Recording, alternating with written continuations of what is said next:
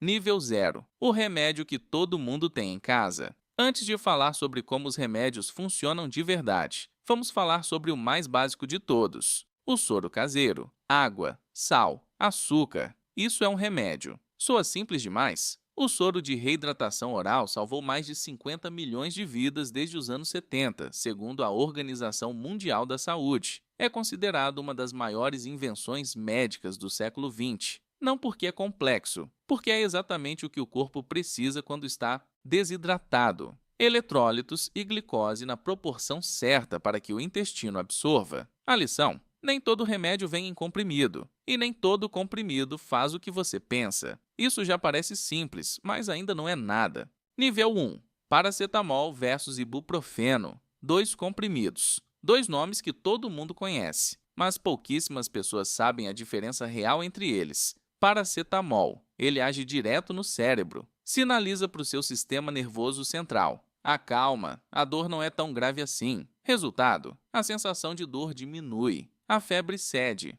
Dor de cabeça, febre. Sintomas de gripe. O paracetamol é provavelmente o remédio mais consumido do planeta. Mas aqui começa a parte impressionante. Ele não trata a causa, ele silencia o sinal. É como desligar a luz de alerta do seu carro em vez de consertar o motor. Mas isso não é tudo. Ibuprofeno. Esse aqui funciona diferente, e é importante entender o porquê. O ibuprofeno é um anti-inflamatório. Ele bloqueia substâncias no seu corpo chamadas prostaglandinas, os mensageiros químicos que provocam inflamação, dor e febre. Ou seja, enquanto o paracetamol abafa o sinal de dor no cérebro, o ibuprofeno vai na raiz, reduz a inflamação em si. Lesão muscular, dor nas articulações, dor de dente. O ibuprofeno costuma ser mais eficaz nesses casos. E fica interessante, porque a escolha errada entre esses dois pode fazer você passar horas sem alívio nenhum. Nível 2. Dipirona versus Buscopan.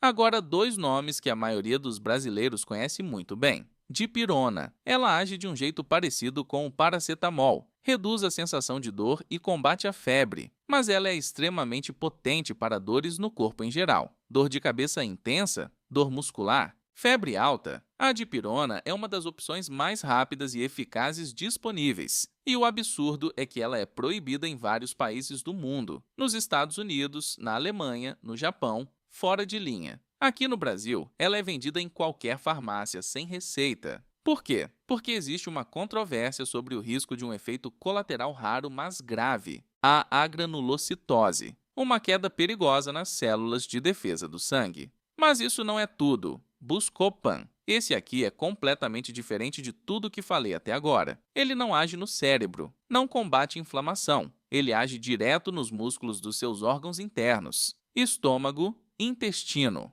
útero. Quando esses músculos entram em espasmo, causando aquela cólica que dobra você no meio, o Buscopan chega e manda eles relaxarem. Por isso ele é específico para cólica menstrual, para espasmo intestinal, para dor abdominal desse tipo. Tomar Buscopan para dor de cabeça é inútil. Tomar dipirona para cólica pode funcionar, mas não da mesma forma. A ferramenta certa faz toda a diferença. Nível 3. Antibiótico versus analgésico. Aqui a coisa fica mais séria, muito mais séria. Analgésico é qualquer remédio que alivia a dor. Paracetamol, dipirona, ibuprofeno.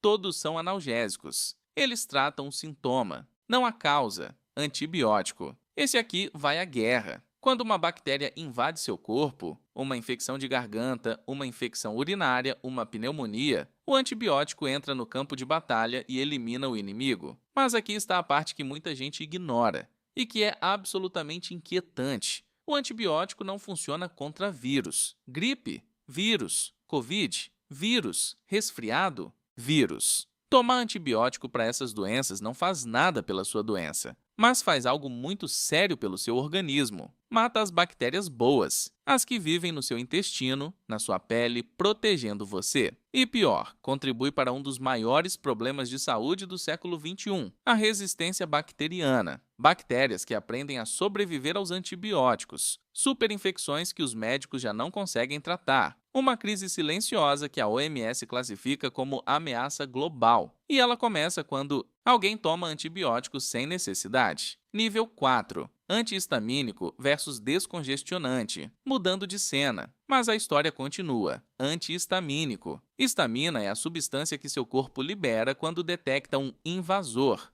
Poeira, pelo de animal, pólen. Ela provoca espirros, coceira, olhos vermelhos, nariz escorrendo. O antihistamínico bloqueia esse sinal. Loratadina, cetirizina, fexofenadina, nomes que quem tem alergia conhece bem. Mas aqui tem um detalhe impressionante. Os antihistamínicos mais antigos, como a difenidramina, causam sonolência intensa, tanto que são usados até hoje em remédios para dormir. O remédio que você toma para alergia e o que te ajuda a dormir às vezes tem o mesmo princípio ativo. Mas isso não é tudo.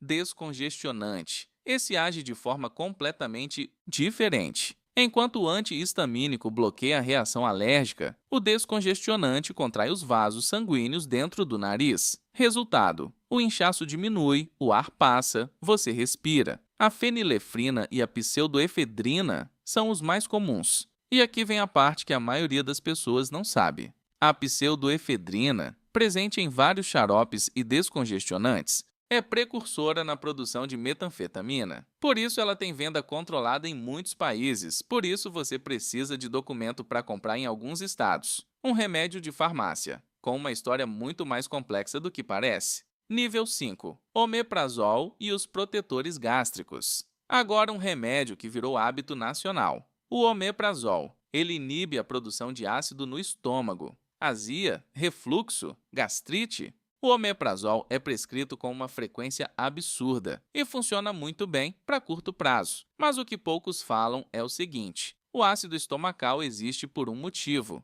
Ele mata bactérias, ajuda a digerir proteínas, ativa enzimas essenciais. Usar omeprazol por meses ou anos sem necessidade pode reduzir a absorção de vitamina B12, cálcio e magnésio, aumentar o risco de infecções intestinais, tornar o estômago dependente do medicamento. Tem gente que toma omeprazol todo dia há anos, sem nunca ter revisado com um médico se ainda precisa. E fica pior. Estudos recentes associaram o uso prolongado a um risco levemente aumentado de problemas renais e demência. Não é motivo de pânico, é motivo de atenção. Remédio não é vitamina. Nível 6. Antidepressivos e ansiolíticos. E agora chegamos nos remédios que talvez carreguem mais tabu do que qualquer outro. Antidepressivos. O Brasil é um dos maiores consumidores de antidepressivos do mundo. Os mais comuns, os inibidores seletivos da recaptação de serotonina, como a fluoxetina e a sertralina, funcionam aumentando a disponibilidade de serotonina no cérebro. Não é felicidade em cápsula, é equilíbrio químico, é tratamento.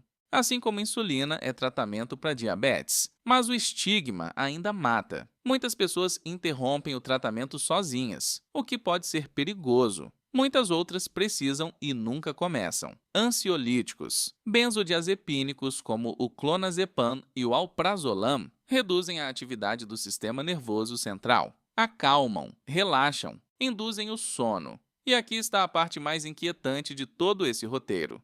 Eles criam dependência, fisicamente. O cérebro se adapta a eles, e quando você para, ele entra em colapso. A abstinência de benzodiazepínico pode ser mais severa que a abstinência de heroína. Isso não é exagero, isso é neurofarmacologia. Esses remédios salvam vidas, mas exigem respeito absoluto. Nós vivemos numa era em que tomar remédio virou rotina. Uma dor, um comprimido, uma insônia, uma cápsula, uma ansiedade, uma cartela. E não existe certo ou errado absoluto nisso. Os remédios existem para aliviar sofrimento, para tratar doenças, para salvar vidas. Mas cada um desses comprimidos tem uma história, tem um mecanismo, tem um risco, tem uma indicação precisa. E conhecer essa história é o primeiro passo para usar com sabedoria. Porque a diferença entre o remédio e o veneno, muitas vezes, é só a dose.